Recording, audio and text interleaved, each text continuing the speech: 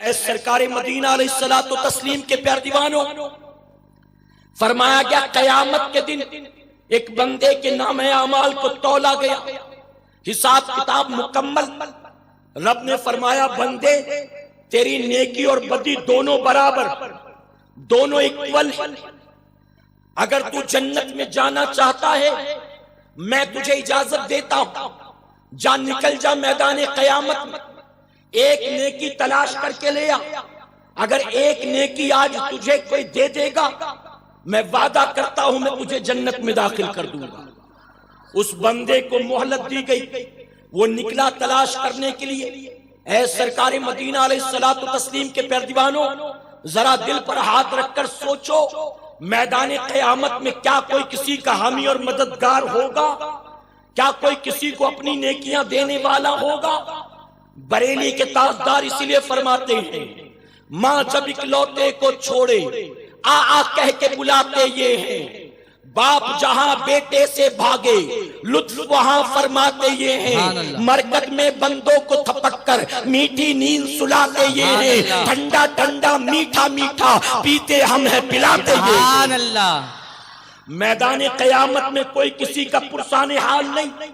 رب نے فرمایا جا ایک نیکی لا، زیادہ نہیں بس ایک، میں وعدہ کرتا ہوں تجھے جنت میں داخل کر دوں گا۔ بندہ نکلا تلاش کرنے، باپ نے دیکھا راستہ بدل کر بھاگا، دوست نے دیکھا منہ پھیر کر بھاگا، ماں بھی کام نہیں آئی، دوست بھی کام نہیں آیا، بھائی بھی کام نہیں آیا، پڑوسی بھی کام نہیں آیا، کوئی کام نہیں، صبح سے شام تک بھٹکتا رہا۔ نیکی دینا تو درکنار، کوئی بات کرنے کو تیار نہیں۔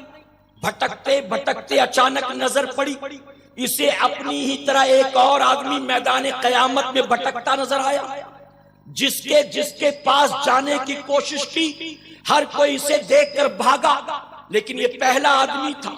جب یہ اس کے قریب گیا وہ بھاگا نہیں، رکا رہا، ٹھہرا رہا۔ اس نے قریب جا کر سلام کیا، سلام کرنے کے بعد پورا معاملہ بیان کیا۔ میرے بھائی میں تجھے جانتا نہیں، میں تجھے پہچانتا نہیں، دنیا میں نے تجھے پہلے کبھی دیکھا نہیں، لیکن اگر تو مجھ پر ایک احسان کرے تو میں اس کا بدلہ تجھے چکا نہیں سکتا۔ اس نے کہا کیا احسان چاہتا ہے مجھ سے؟ اس شخص نے کہا رب نے مجھے مہلت دی، میرے نام اعمال میں ایک نیکی کم پڑ رہی ہے، اگر تو ایک نیکی مجھے دے دے گا آج میں جہنم کی آگ سے بچ جاؤں گا، اللہ مجھے جنت میں داخل کر دے گا۔ اتنا سننا تھا، وہ بندہ مسکرا کر کہتا ہے کہ بندے جو تیرا حال ہے وہی میرا حال ہے۔ رب نے تجھے بھی مہلت دی ہے نیکی تلاش کرنے کے لیے، رب نے مجھے بھی مہلت دی ہے نیکی تلاش کرنے کے لیے۔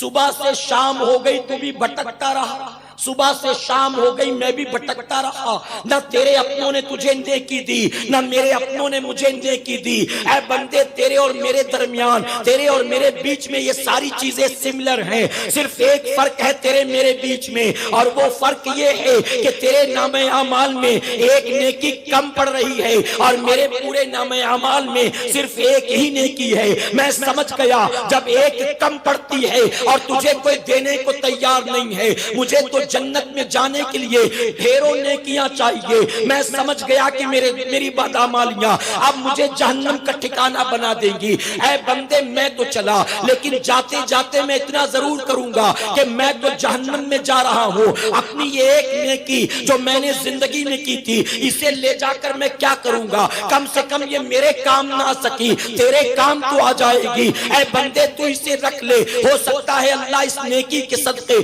تجھے جنت میں داخل کر دے۔ اس نے اپنی وہ نیکی حوالے کر دی، اب اس کا مقصد پورا ہوا۔ نیکی لے کر فوراً بھاگا، میزان پر آیا، ترازو پر رکھ دیا، نیکی کے پلڑے پر نیکی کو رکھ دیا، پلڑا بھاری ہو گیا۔ رب تبارک تعالیٰ فرماتا ہے بندے بتا یہ نیکی تجھے کس نے دی؟ کیا باپ نے دی ہے؟ کیا بھائی نے دی ہے؟ اولاد نے دی ہے؟ دوست نے دی ہے؟ اے مسلمانوں رب اگرچہ جانتا ہے، اپنے بندوں کو بتانا مقصد ہے۔ رب فرماتا ہے نیکی تجھے دی کس نے؟ اس بندے نے سارا معاملہ بیان کیا، شروع سے لے کر آخر تک سارا معاملہ بیان کیا۔ جب اس نے کہا اے اللہ میری ہی طرح ایک گناہگار بھٹکتا تھا، اس کے پاس صرف ایک نیکی تھی، میری جنت کے لیے اپنی وہ نیکی اس نے میرے حوالے کر دی تاکہ میں تو جنت میں کم سے کم چلا جاؤں، اتنا کہنا تھا۔ رب کی رحمت جوش میں آتی ہے، رب فرماتا ہے وہ میرا بندہ ہو کر تجھ پر رحم کرے اور میں رحمان و رحیم ہو کر تجھ پر رحم نہ کروں، جا میں نے تجھے بھی جنت میں داخل کیا اور جس نے تیری جنت کے لیے اپنی نیکی دی تھی میں نے اسے بھی جنت میں داخل کر دیا۔